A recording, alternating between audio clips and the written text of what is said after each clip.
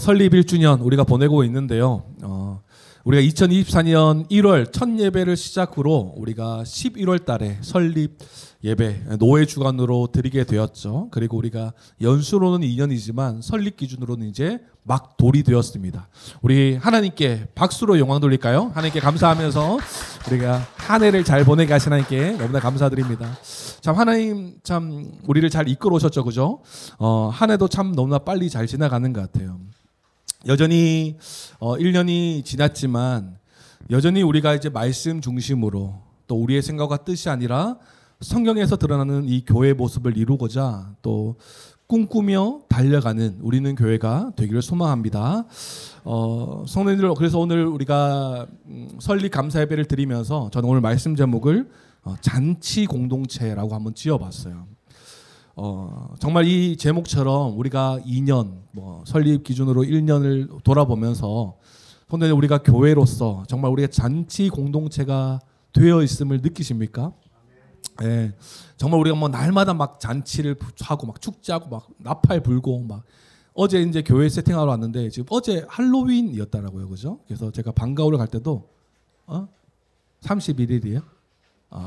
잘 몰라가지고 할로윈이 31일이었대요. 그래서 그래서 막 학교에서도 막 이렇게 파티를 막 하고 제가 방과후를 갔는데 애들이 막 할로윈 선물 없냐고 막 저한테 막 물어보고 난 그런 거 모른다. 난 교회 다닌다. 이게 당당하게 애들에게 얘기하고 그리고 또 학원마다 또 이제 막 할로윈 파티를 하나 봐요. 그래서 지우가 다니는 이제 피아노 학원에서도 수미 나왔지. 그래서 할로윈 막 선물도 받고 막 이랬대요. 그래서 여기도 학원이잖아요. 그래서 이제 어제 세팅을 딱 들어왔는데 지훈이가 여기는 파티 안 꾸며놨네 이러더라고요.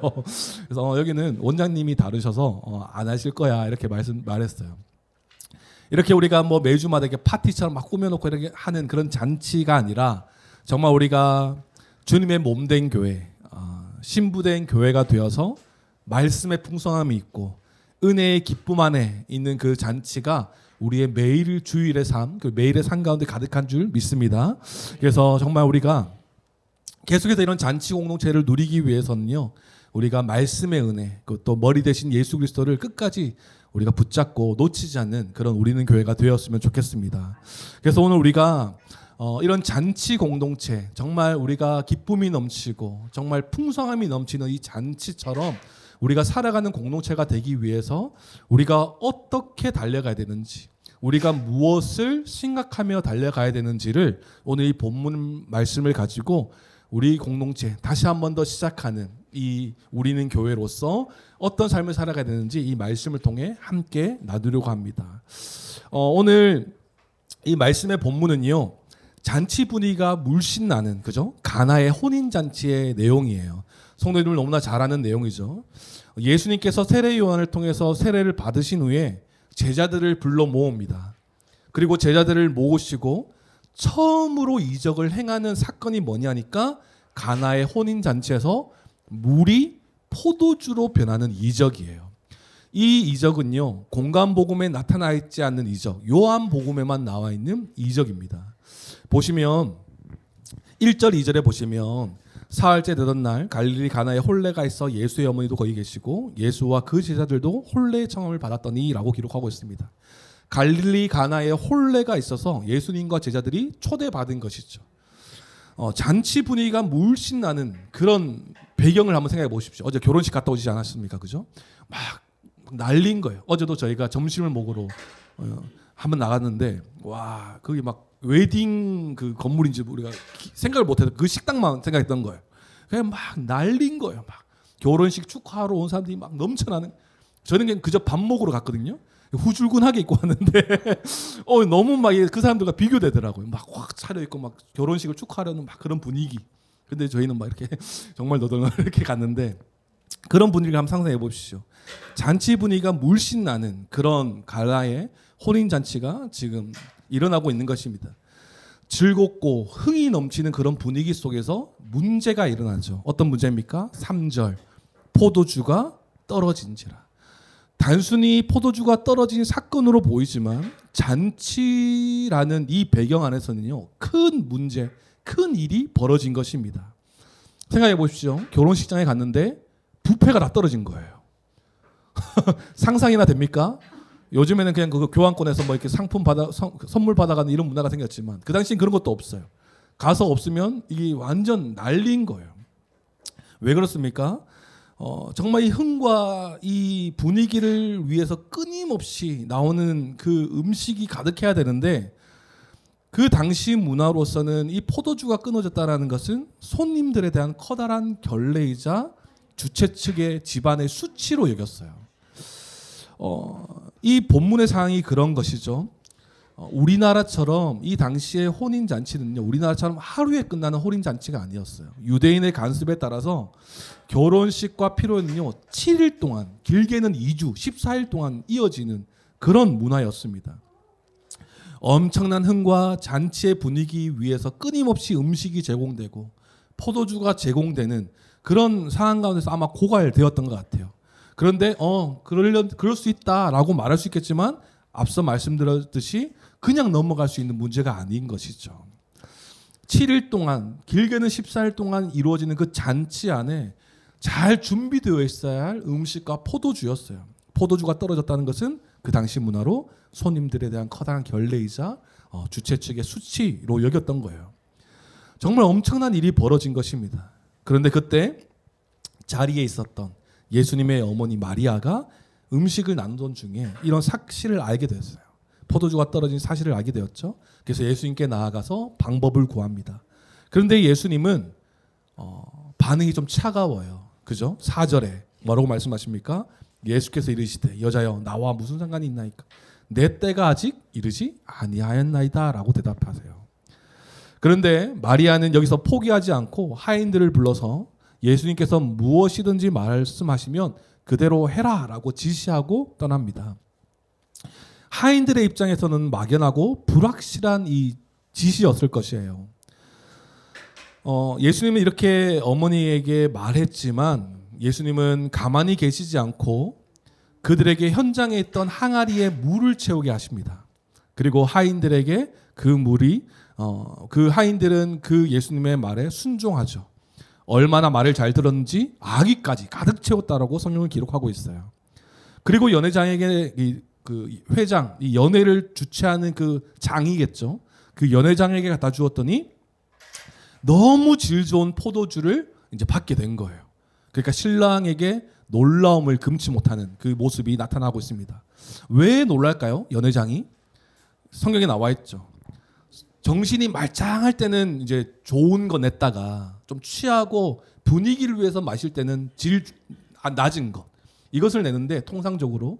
그런데 이 혼례는 오히려 뒤쪽에 더 좋은 포도주가 나오고 있는 거예요.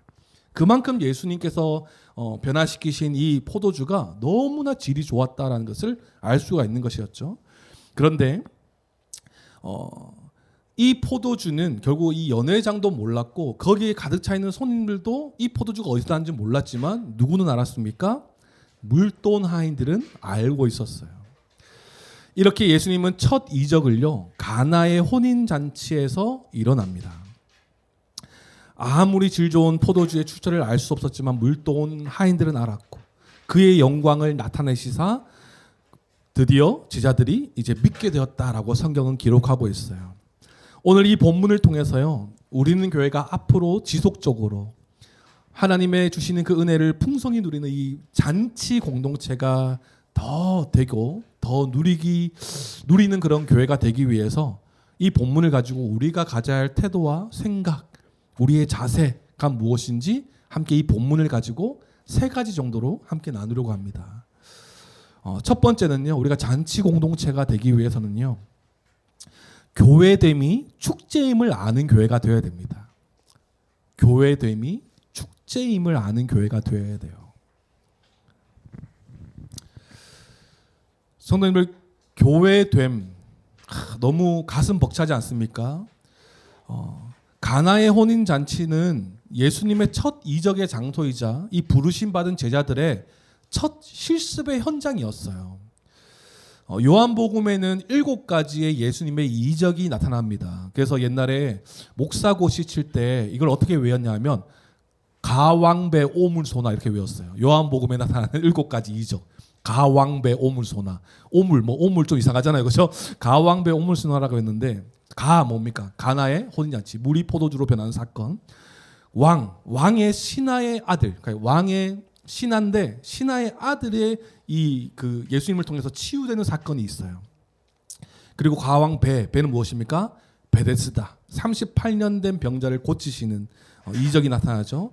가왕 배 오병이어의 사건, 물 위를 걸으신 사건, 그리고 소경이 눈을 뜨는, 실로암에서 눈을 뜨는 사건, 그리고 오물소 죽은 나사로를 살리시는 사건. 이 사건의 이 순서대로 이렇게 딱 나열되어 있어요.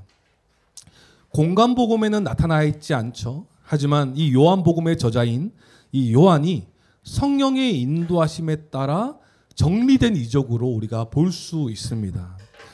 왜 공간복음에 없는 가나의 혼인 잔치의 내용을요, 예수님의 첫 번째 이적으로 기록했을까요? 세례를 받으신 후에 본격적인 예수님의 사역이 시작되고 있을 때 강력한 임팩트를 줄 만한 이적이 아니라 뭐 귀신을 쫓아낸다든지 병든 자를 고치신다든지 죽은 자를 살리는 이 놀라운 이적이 첫 번째로 나오지 않고 우리가 봤을 때는 단순하디만큼 아무것도 아닐 수도 있는 물이 포도주로 변하는 이 혼인잔치의 이적을 왜 처음 넣었을까요? 요한복음에 나타나는 이적의 순서가요, 우리에게 큰 위로와 소망을 줍니다. 왜 그럴까요? 왜 요한복음의 요한은 이 가나의 혼인잔치를 첫 번째 이적으로 넣었을까요? 그 의미는 여기 있다고 봐요. 예수님을 믿고 따라 나선 길, 근본적으로 우리의 삶은 축제와 잔치의 시작이라는 것을 알려주는 장면인 것 같아요. 성도님들, 우리는요, 예수님 믿고요, 이제 잔치가 시작된 자들이에요. 할렐루야. 예수를 믿고 따를 때요, 우리 가운데 이제 힘든 일만, 우리 앞에 고생만 있구나, 이렇게 시작하게 하지 않으신다라는 거예요.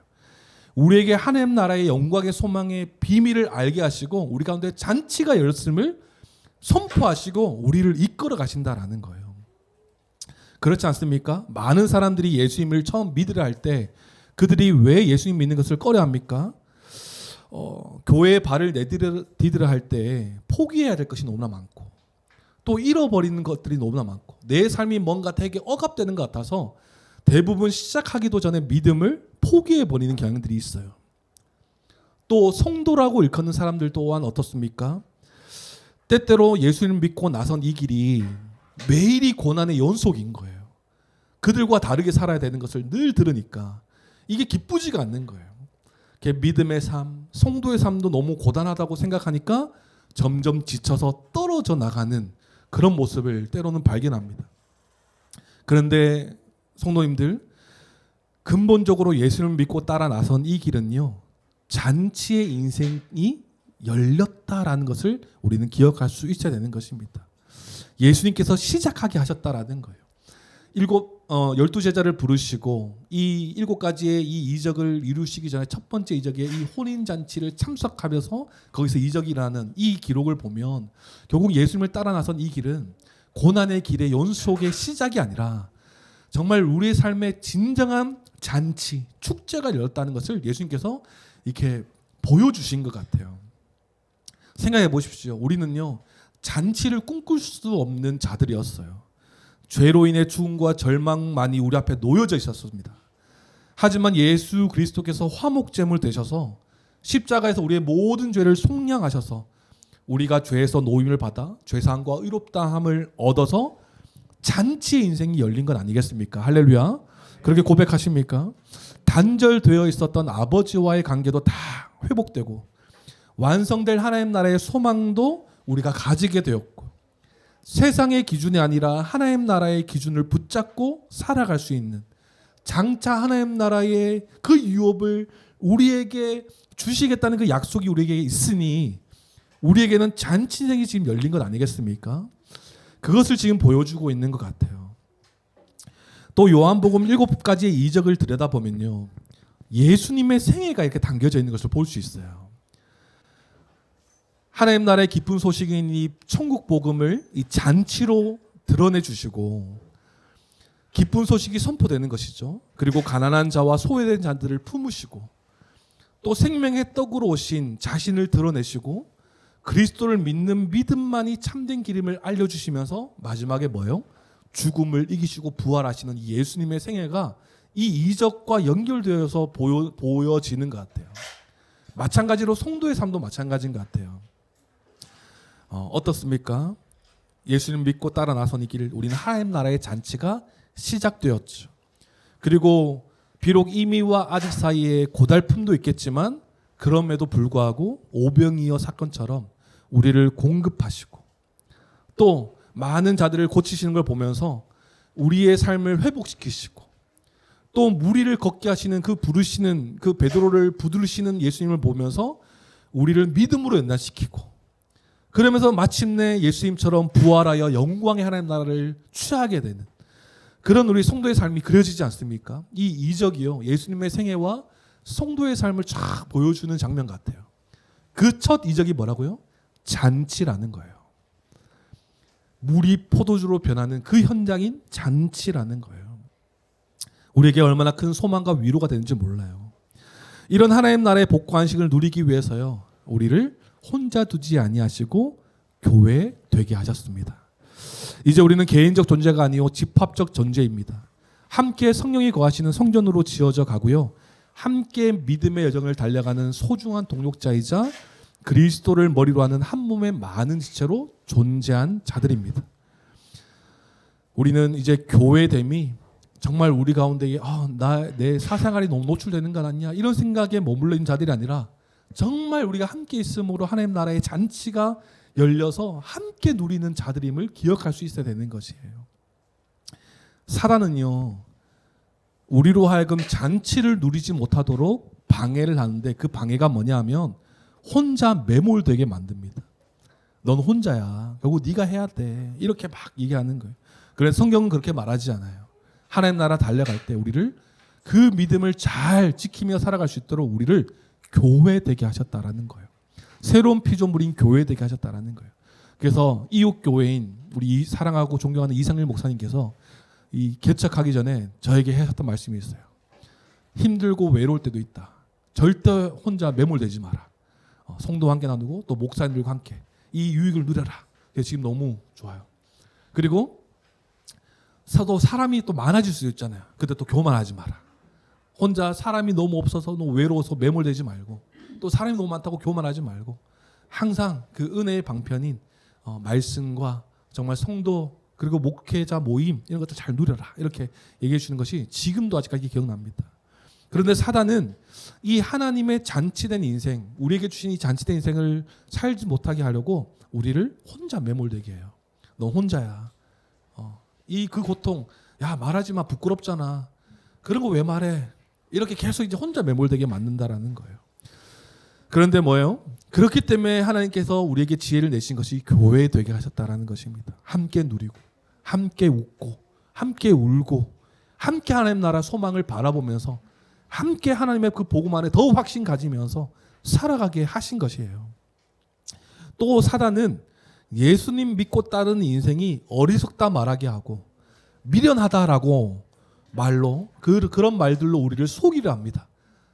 너희 인생 이제 끝났어. 너무 힘들 것 같아 라고 말하지만 우리 하나님 우리에게 어떤 은혜를 보여주십니까? 오늘 본문처럼 예수님 믿고 따라 나선 이 길 진짜 축제가 열렸음을 보여주는 것 아니겠습니까?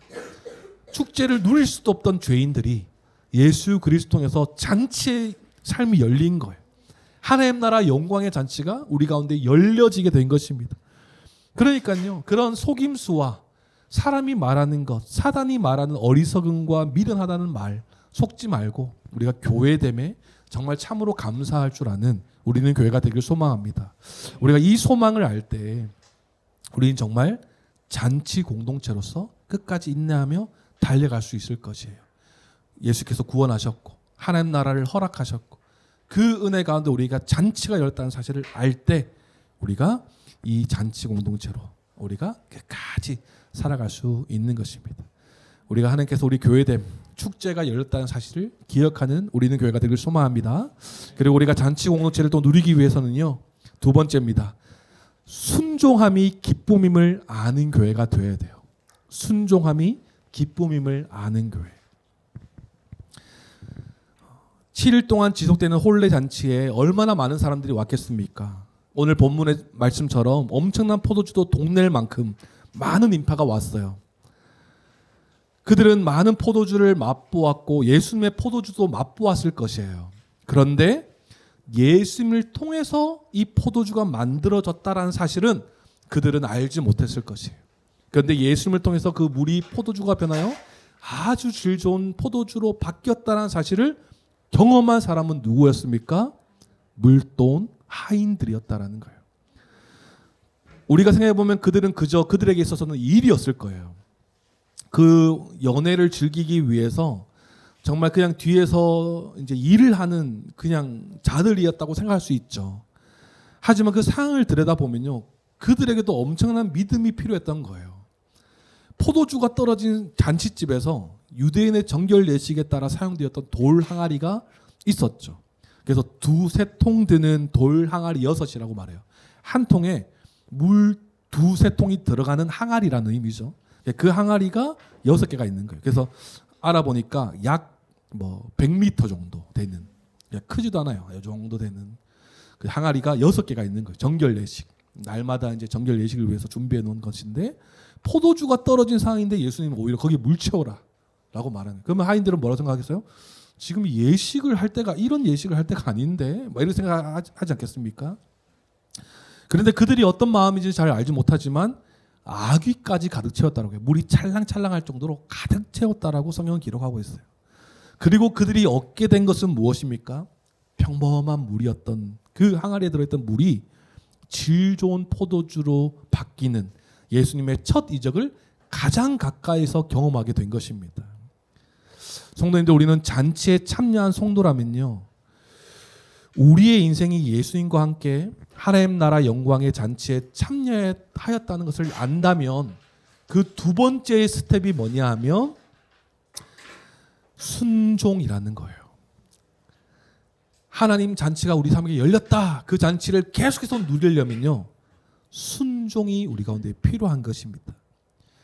주님을 믿고 따라 나섰지만 여전히 자기중심적이고 여전히 자기 자신을 더 의지하면서 가끔 내가 필요할 때만 주님을 찾는 그런 신앙의 모습은요, 성도의 삶이 아닌 것이죠. 자신의 인생을 바꾸신 그 예수님을 자기 필요할 때마다 예수님을 그저 도구로 삼아서 그냥 필요할 때마다 예수님 찾고 필요할 때마다 하나님의 도우심을 구하는, 그렇게 해서는 안 되는 것이죠. 정말 이렇게 살아가는 자들은 사실 너무나 불쌍한 인생이에요. 성경에 보면 이런 자들은 사실은 아직도 구원을 받지 못한 어리석은 자다라고 말해요. 어둠 속에 거하는 자다라고 설명하죠. 결국 참된 믿음은 우리의 삶으로 드러나게 되어 있습니다. 성도님들, 오해하지 마셔야 될 것은 행위 구원을 이야기하는 것이 아니에요. 예수님을 믿었다면 그에 걸맞는 우리의 삶이 있어야 된다라는 것이에요. 그리스도를 제대로 알고 믿었다면 그에 합당한 삶이 있어야 되는 것입니다. 그래서 참된 믿음을 이야기할 때 마지막에 나오는 것이 무엇입니까? 지식, 동의, 신뢰인 거예요. 신뢰의 삶이 있어야 된다는 거예요. 그 삶은 순종의 삶인 것입니다.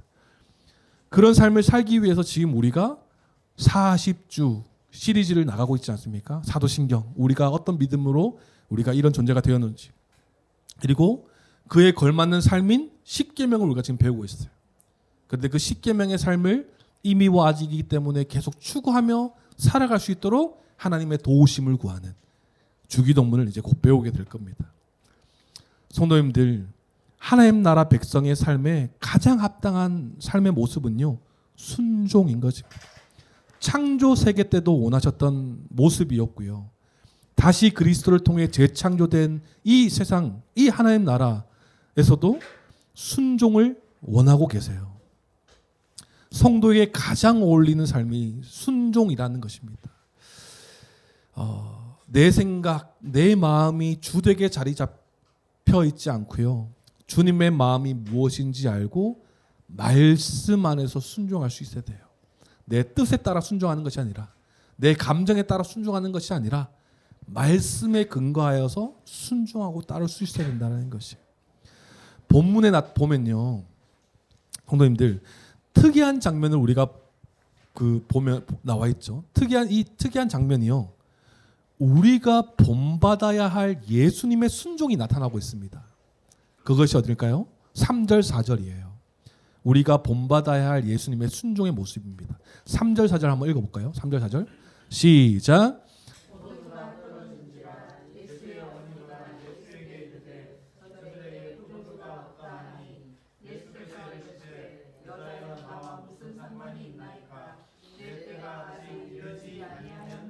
아멘. 예수님께서 이렇게 말씀하세요. 내 때가 아직 이르지 아니하였다라고 말씀하십니다. 예수님께서 말씀하시는 예수님의 때, 내 때는 언제인가요? 자신이 왜 이 세상에 오셨는가를 실제적으로 보여줄 순간을 가리키고 있는 것이에요. 그때가 언제입니까? 하나님 나라의 영광을 드러내기 위한 자기 희생, 십자가의 때인 거예요. 그러니까 이 본문은 그저 어머니의 말씀을 매몰차게 거부하는 장면이 아니라 사람의 뜻을 따라가는 모습이 아니라 그리스도를 이 땅 가운데 보내신 하나님의 뜻을 따라가야 하신다, 따라가야 한다라는 것을 보여주는 장면이에요. 사람의 뜻을 따르는 자가 아니라 나를 이 땅 가운데 보내신 아버지의 뜻을 이룰 때가 지금이 아니다라고 말씀하신 장면인 것입니다. 예수님은요, 하나님의 뜻을 이루기 위해 오셨습니다. 그렇기 때문에 왜 이 어머니의 지금 부탁을 거부하고 있습니까? 하나님의 뜻을 거스르고 이 희석시킬 수 있는 가능성이 있기 때문에 단호히 배격하고 계신 것이에요. 그러니까 이 장면은 단순히 부모의 말에 불순종하는 것이 아니라 사람의 뜻을 따른 자가 아니라 하나님의 뜻을 따라야 하는 예수님의 사명이 분명히 있는 것입니다. 하나님의 뜻이 무엇인지 분명히 알아야 하는 것이죠. 그리고 순종해야 되는 것입니다. 순종해야 될 우리의 태도는 말씀에 잘 기록되어 있어요. 우리가 어떤 존재인지, 우리가 어떻게 살아가야 되는지 성경에 다 기록되어 있습니다. 그리고 우리 주님은 우리에게 순종을 원하시는 것이죠. 오늘 본문의 물도온 하인들은 알더라. 앞뒤 따지지 않고 진리를 따라 순종하는 인생으로 하나님 나라의 영광의 비밀을 경험하는 우리가 되기를 소망합니다. 정말 우리가 앞뒤 따지고 계산적으로 순종하는 것이 아니라 정말 때로는 우리가 이해되지 않은 상황 가운데에 또 세상과 반대되는 우리의 삶을 요구하실 때 그것에 우리가 순종할 때 우리는 하나님 나라의 영광의 비밀을 경험하게 되는 것이죠. 성도님들, 아까도 말씀드렸지만 우리의 순종은요, 느낌과 감정이 아니라 말씀에 근간을 두고 따라가야 합니다. 말씀에 순종하는 것은요, 하나님의 우리를 억압하려고 죄압하려고 주시는 것이 아니에요. 그러라고 요구하시는 것이 아닙니다.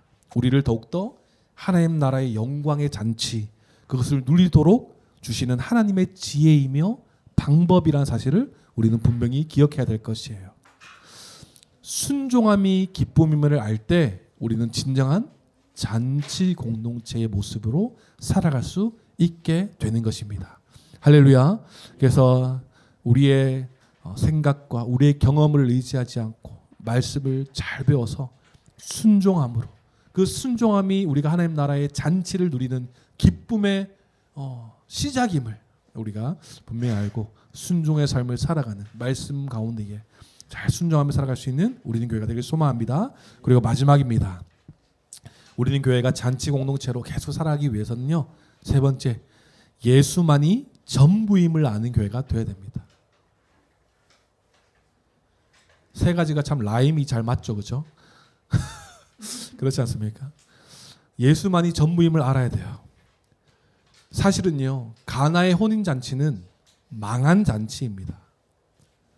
포도주가 떨어졌어요. 손님에 대한 결례이고 주최자의 수치예요. 정말 그 잔치는 흥이 넘치고 사람들을 위해서 준비해야 될 그 포도주가 떨어졌다는 것은 정말 그 잔치는 망한 잔치입니다. 그런데 우리가 본문을 보아서 아시겠지만 그 가나의 혼인 잔치는 망하지 않았어요. 왜 망하지 않았습니까? 어떤 결례도 어떤 수치도 당하지 않았어요. 왜 그렇습니까? 그 자리에 예수님이 계셨기 때문이에요. 아무리 화려하고 아무리 흥이 넘쳐도요, 예수님이 그 자리에 계시지 않았다면 그 잔치는 망하게 되었을 거예요. 우리의 인생도 마찬가지인 것입니다. 우리의 교회도 마찬가지라는 것이에요. 아무리 화려하고 아무리 삐까뻔쩍하고 세상 사람들이 알만한 사람들이 모이는 교회라 할지라도 그 안에 예수님이 안 계시면 망하는 인생이에요. 교회라는 이름을 걸고는 있지만 결국은 예수님 없는 세상 회사와 똑같은 세상 사람들이 동호회 활동하는 그런 공동체로 망하게 될 것입니다. 사람의 인생도 마찬가지죠. 부러워할 만한 그런 세상 사람들이 많지만 그들의 인생을 들여다보십시오. 그리스도가 없는 인생은요, 소망이 없음을 우리가 볼 수 있어요. 그런 인생이 진짜 우리가 부러워할 인생입니까? 아니죠. 어떻게 땅의 것을 구하는 자들과 하늘의 것을 구하는 자의 삶이 같을 수가 있겠습니까? 소망이 없는 자들과 소망을 가지고 있는 자들의 삶이 어떻게 같을 수가 있겠습니까? 결국은 우리는 절대적으로 우리가 놓치지 말아야 할 것은 예수 그리스도의 십자가 복음이에요. 우리가 이것을 우리가 잘 배우고 이 십자가 복음에 대해서 날마다 감격하고 지난주에 들었던 설교를 또 듣는다고 해서 지겨워하는 것이 아니라 십자가 복음밖에 없어요. 이것만 계속 듣는 거예요. 그때 우리는 하나님 나라의 잔치가 열렸음을 더욱더 확신하고 순종함이 우리에게 정말 기쁨이 되고 우리에게 허락하시는 하나님의 지혜임을 알아서 정말 끝까지 이 잔치 공동체의 모습으로 달려나가겠죠. 그러기 위해서 우리가 붙잡아야 될 것은 오직 예수 그리스도 한 분밖에 없음을 고백합니다. 할렐루야. 그래서 옛날에 고 옥하는 목사님의 일화가 생각나더라고요. 많은 어떤 이제 뭐 세미나 같은 거였나 봐요. 많은 목사님들 다 앉아 계신 분들이 다 목사님이에요. 그 목사님들이 이제 옥하는 목사님의 권면을 듣기 위해서 다 자리에 앉아 있습니다. 그래서 그 목사님들이 옥하는 목사님이 어떤 말씀을 하실까 이렇게 기대하면서 다 이제 옥하는 목사님을 딱 바라보시는데 옥하는 목사님이 한마디를 딱 내던지시죠. 목사님들 예수님 잘 믿으십시오. 이 한마디로 상황을 다 정리해버린 거예요. 무슨 의미입니까? 목사라도 오래 목회를 하면 본질을 잃어버리기 마련이에요. 뭔가 실용주의를 따지면서 세속적인 것, 인본주의적인 것을 따를 수 있다는 것을 한 문장으로 경고하고 계신 것이죠. 모든 교회가 그렇진 않지만 그리스도의 은혜를 벗어나서 다른 것에 집중하게 만드는 그런 경향들이 지금 많이 일어나고 있음을 볼 수 있어요. 우선순위가 다 바뀌는 것이죠. 사단의 방해는 여전히 교회를 향하고 있어요. 하나됨을 깨트리려고 하고 서로 사랑하지 못하도록 계속해서 방해하는 것입니다. 사단의 방해는 사단이 교회 안에서 전략을 펼치는데 그 전략이 뭐냐 하면 예수의 불충분성을 계속해서 언급해요. 어떤 의미입니까? 예수님 믿는 거 좋다. 오케이, 좋아. 그런데 이것도 해야 되고 저것도 해야 돼라고 말하는 방해인 것이에요. 그러니까 성도님들이 실제로 무엇을 생각합니까? 예수님을 믿는 것으로는 뭔가 좀 허전하고 부족하다라고 느끼게 만드는 거예요. 그들이 그렇게 생각하는 거예요. 성도들조차도. 그러니까 이제 그런 자들이 교회에서 이제 움직이기 시작합니다. 열심히 해요. 열정적으로 합니다. 그런데 나중에 시간이 흘러다 보면 내가 왜 이거 하고 있는지를 몰라요. 그리고 교회를 다녀도 뭔가 채워지지 않는 공허함과 허전함이 자리 잡기 시작합니다. 그러니까 더더욱 회복이 어려워지는 상태까지 놓여지게 되는 것이에요. 예수 믿는 것 좋아. 그런데 이것도 하고 저것도 해야 되는요. 이단 사상인 것이에요. 성경은 우리에게 무엇을 설명하냐 하면 예수의 충분성을 계속해서 설명하고 있습니다. 예수님 한 분만으로 만족하고 예수님 한 분만으로 살아갈 수 있는 자들이 우리라는 사실을 성경은 계속해서 우리에게 언급하고 있어요. 말씀하고 계신다라는 것이에요. 그러니 우리가 붙잡아야 될 것은요, 다른 것이 아니라 오직 예수 그리스도를 배우기를 힘써야 되는 것입니다.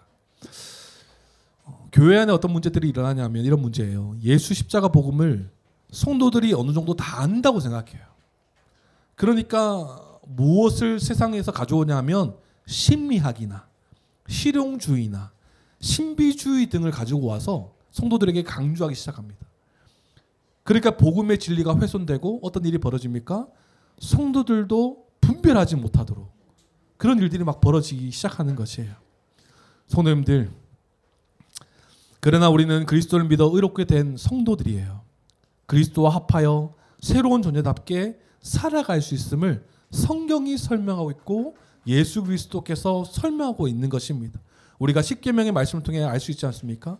모든 계명을 성취하신 그리스도를 통해서 우리는 이 삶을 살아갈 수 있다라는 것을 지금 설명하고 있는 거예요. 성경이. 그렇기 때문에 우리는 그리스도의 충분성, 성경의 충분성을 잘 알고요. 그것을 붙잡고 살아갈 수 있어야 되는 것입니다. 우리 한번 외쳐볼까요? 예수만이 전부입니다. 이것이 우리의 기준이자 가치예요. 예수 십자가 복음이 희석되고 사람의 입맛에 맞는 형태가 되면요, 교회는 그 본질을 잃어버려서 예수님조차도 거부하는 그런 아이러니한 모습을 가지게 돼요. 상상해도 싫지 않습니까? 제가 어릴 때 어떤 그림, 이제 4컷 만화였나 하여튼 뭐 그런 그림이었을 거예요. 선명하게 기억하진 않지만 그 내용이 너무나 잘 기억해요. 어떤 그림이냐면 이제 그런 것이죠.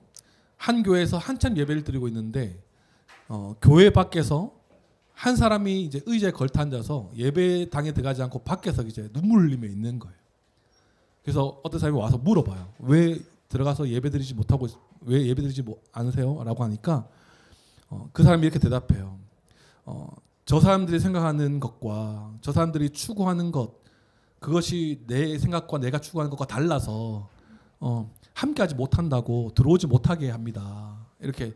그래서 저는 밖에서 이렇게 예배도 못 드리고 울고 있습니다. 이렇게 딱 대답한 거예요. 그러니까 옆 사람이, 그 질문했던 사람이 뭐라고 얘기하냐면, 저도 그런 이유 때문에 못 들어가고 있어요. 해서 눈을 딱 들어봤는데 예수님인 거예요. 그 그림 한 편이 저에게는 굉장히 충격이었어요. 그러니까 그들의 만든 편견과 그들이 만든 어떤 복음이 아닌, 처음에는 예수 그리스도를 믿어 잘 시작한 교회였지만 그들의 생각과 그들의 문화와 그들의 정서가 가득 차 있으니까 사람들조차도 배척하고 예수님조차도 배척하는 이런 아이러니한 이 그림이 아직까지 기억나요. 성도님들, 예수로 시작된 잔치 인생, 우리가 순종함으로 예수님 밖에 내 삶의 소망이 없음을 기억하는 우리는 교회가 되기를 소망합니다. 그리스도를 더 알아가기를 힘쓰고요. 그리스도를 더욱 붙잡고 의지하도록 힘쓰고요. 그리스도의 몸된 교회로 하나됨을 힘쓰는 우리는 교회가 되기를 소망합니다. 예수님이 우리의 교회의 전부, 우리의 중심일 때 우리는 잔치를 끊임없이 할 수 있는 공동체로 우리는 살아갈 수 있게 될 것이에요. 저는 말씀을 마무리합니다. 우리가 1주년을 되게 거하게 보내지 않고 있죠, 지금. 그죠? 이건 뭐 2, 3년, 뭐 10주년 뭐 많이 지나도 똑같이 지낼 것 같아요. 그냥 예배 드리고 말씀 듣고 이게 최고니까. 그죠? 그래서 근데 돌리라는 의미는 좀 다른 것 같아요. 약간 좀 이제 좀, 저도 오늘 뭐 특별한 행사가 없잖아요. 그런데 이제 되게 막 마음이 되게 막 설레임과 분주함과 뭐 하는 거 없는데 굉장히 뭐 이런 마음이 들더라고요. 1년이라서. 그래서 1년을 참 의미 있게 참 보내고 싶다 이런 마음이 들어서 그런 마음이 들었던 것 같은데, 정말 우리가 설립 1주년을 감사하면서 우리가 잘 기억합시다. 이렇게 교회된 것, 개척하면서 우리가 시작한 이 인생, 예수님 믿고 우리의 신앙을 쭉 해왔지만 이 개척이라는 이 의미를 되새겨보면서 결국 우리는 잔치 공동체다. 하나님 나라 영광의 잔치를, 그 축제를 누리는 공동체다라는 사실을 우리가 기억하고 날마다 감사하며 살아갈 수 있는 우리는 교회가 되길 소망합니다. 예수님을 알고요, 예수님을 믿은 인생, 축제의 인생을 기억하며 살아가기를 소망합니다. 그리고 예수님을 따라 순종한 삶이 우리에게 있어서 가장 큰 기쁨이자 축복임을 아는 우리가 되기를 소망합니다. 그리고 예수님이 내 삶의 전부임을 기억하여서 더욱 주님을 사랑하고 주님을 의지하며 주님만을 찾고 우리의 머리 대신 예수 그리스도만 붙잡는 우리는 교회가 되어서 정말 하나님께서 허락하신 이 잔치, 정말 그 가운데에 우리가 풍성한 그 은혜를 함께 누리며 달려나가는 우리는 교회 되기를 주님의 이름으로 축원합니다. 기도하겠습니다.